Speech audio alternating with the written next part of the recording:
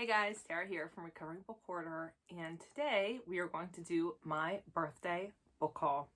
Now, I told you guys in my last book haul that I was turning 40, and I had a whole bunch of books on my birthday wish list, and so I was hoping I'd have several to show you, and I do. My husband's the best, and he, along with my mom, colluded to throw me a low-key birthday party. First of all, we're in COVID, but second of all, I'm a total introvert, so I'm not like a huge party person. So really I just like my close family, and that's exactly what it was. So my husband decorated and apparently has worked for the last few months to accumulate 40 gifts for my 40th birthday. And it was so much fun because presents are my love language. And it was just so much fun. He just kept coming out with like more and more presents. So he kind of did themes. So I had several books, which is what we're going to look at today. And then he had a whole bunch of jigsaw puzzles, and then there was coloring books and coffee mugs and some shirts. And it was so much fun. All right, so I have the books that he got me, which we'll look at first. And then one of the girls that I work with gave me a Barnes & Noble gift card. And my daughter and I went to Barnes & Noble actually on my birthday. And I'll show you what I got with that with that gift card, which is technically birthday present books as well. And then I got an Amazon gift card from my brother and sister-in-law nieces, and I'll show you the books that I purchased with that. So first, Brian's books.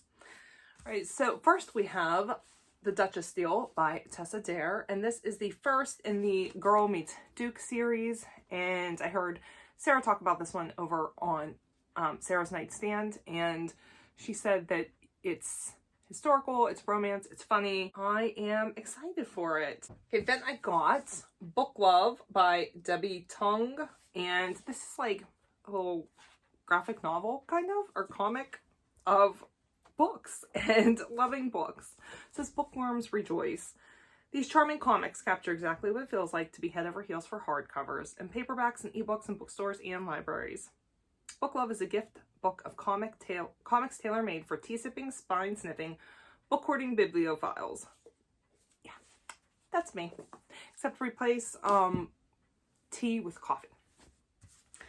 Then we got Book Scavenger by Jennifer Chambly Bertman, and this is going on to the list of books for Cassidy and I to read together. It says, a hidden book, a found cipher, a game begins. That is a middle grade book. Another middle grade, that is The House at the Edge of Magic by Amy Sparkles.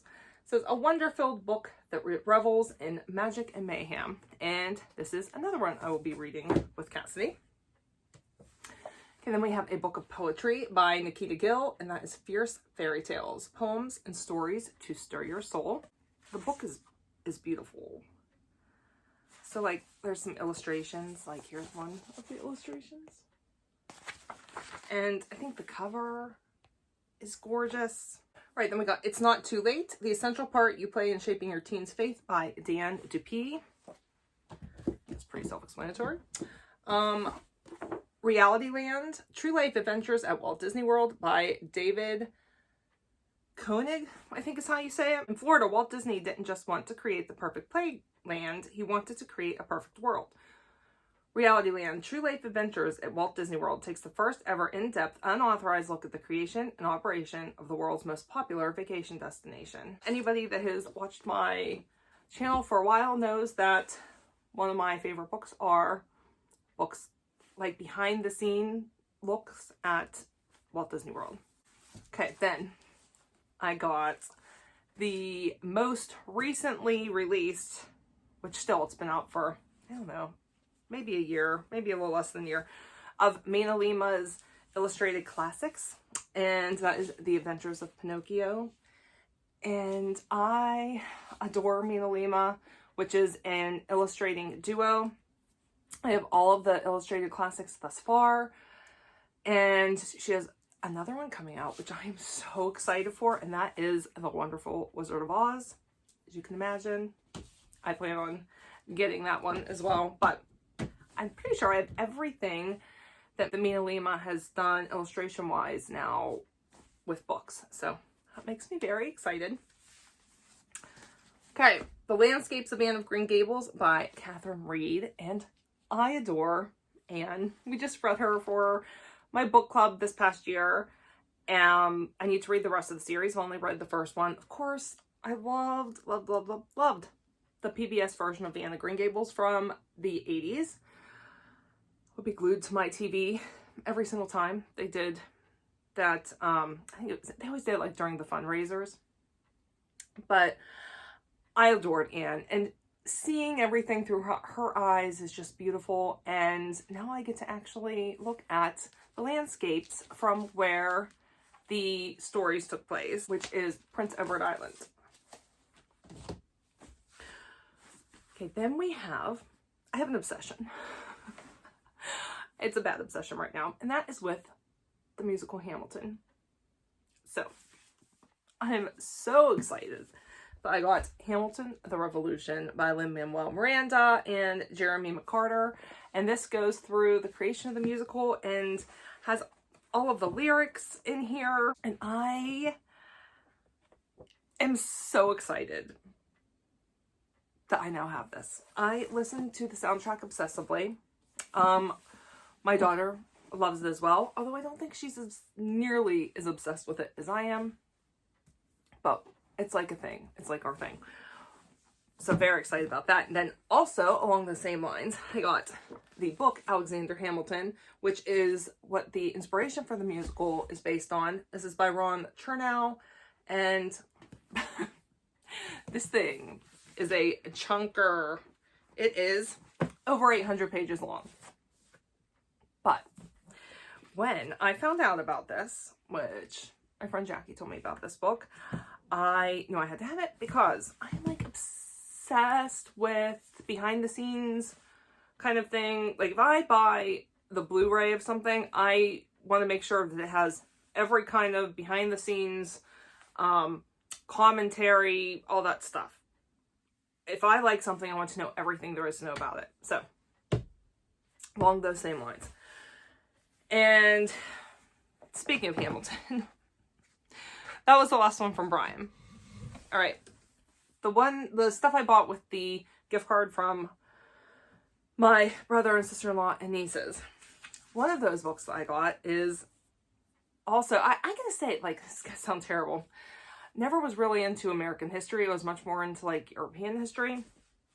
Hamilton has opened the door for me to want to learn more about our nation's history. And this year we also learned a lot about the creation of our nation in my daughter's school as well, in social studies. And so I'm kind of like in that zone right now. And one of my favorite characters from the musical, and then also that we learned about just because he sounds so larger than life and amazing, was George Washington. And so I found this book. It's called Dear George, Dear Mary, a novel of George Washington's first love.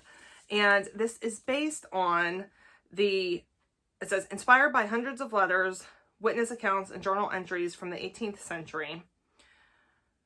This book explores George Washington's relationship with his first love, Mary Eliza Phillips, the richest belle in America. And I really like they're historical fictions, but that are definitely take real life things and like fill in gaps and create a story based on that. Like the book loving Frank, Zelda, Z, it's just called Z. Those kind of books, I really enjoy those. All right, so then I got two more with my gift card also. And the first one is All Right, by Melissa Merez, I think you say it. And this is an oral history of Dazed and Confused, which is just one of my favorite movies of all time. And I had no idea this existed. I saw this whenever we were at Barnes & Noble on my birthday and immediately added it to my wish list. Didn't buy it that day because it was like half the price on Amazon that it was in Barnes & Noble. And this is done up in the same way that like the Office one was and the Game of Thrones one I just read was, where there's just like interviews from everybody that was involved in the making of the movie. And I am all in for it. Then the last one that I got, this is another chunker. Yeah. Bruce Springsteen, All the Songs, The Story Behind Every Track by Philippe Margotin and Jean-Michel Gaston, I think is how you say it. I'm a huge Bruce Springsteen fan. And I mean, he is just he's a storyteller. So when I saw this, I knew I needed to have it because another one of my obsessions is lyrics. Like when I was in high school, like pre the internet getting really big where everyone had access to it, I used to obsessively listen to my favorite songs and write down the lyrics by hand, and I just had notebooks full of lyrics. And then I would write papers about what I think the lyrics mean and that kind of thing. So whenever I find books like this, I have a Pink Floyd one as well, I have a Beatles one, I just have to buy them. I just have to buy them. Okay, forgot to say, I also got a surprise gift in the mail from my other sister-in-law who lives in Germany, and she got me a book by one of her favorite Christian authors, and that is Life of the Beloved by Henry J. M. Newman, and this is Spiritual Living in a Secular World. And this is a very short Christian book, and this should be an easy read and add to my Christian knowledge. Okay, then the ones that I got from Barnes & Noble that are courtesy of one of my coworkers. So the first one is The Ladies of the Secret Service. Ladies of the Secret Circus by Constance Sayers. It says, a dazzling tale laced with sinister magic, blood and beauty, love and loss. And circuses are one of my favorite tropes. Then I also got, this was buy one, they're like buy one, get one 50% off. And these two books have been on my wish list for a while. So I got Gilia by Marilyn Robinson. And this is actually Oprah's like latest book pick. 1956, toward the end of his life, the Reverend John Amos begins a letter to his young son, an account of himself and his forebears. Amos is the son of an Iowa preacher and the grandson of a minister who, as a young man in Maine, saw a vision of Christ bound in chains and went west to Kansas to fight for abolition. He preached men in the Civil War, then at age 50 became a chaplain in the Union Army, later losing his right eye in battle. It just sounds really good. All right, then the last one of this haul is Redhead by the Side of the Road by Ann Tyler. And this one says, Micah Mortimer is a creature of habit, a self-employed tech expert, superintendent of his Baltimore apartment building, cautious to a fault. Behind the steering wheel, he seems content leading a steady, circumscribed life. But one day, his routines are blown apart when his woman friend, he refuses to call anyone in her late 30s a girlfriend, tells him she's facing eviction. And then a teenager shows up at Micah's door claiming to be his son. These surprises and the ways they throw Micah's meticulously organized life off kilter risk changing him forever. Sounds good. All right.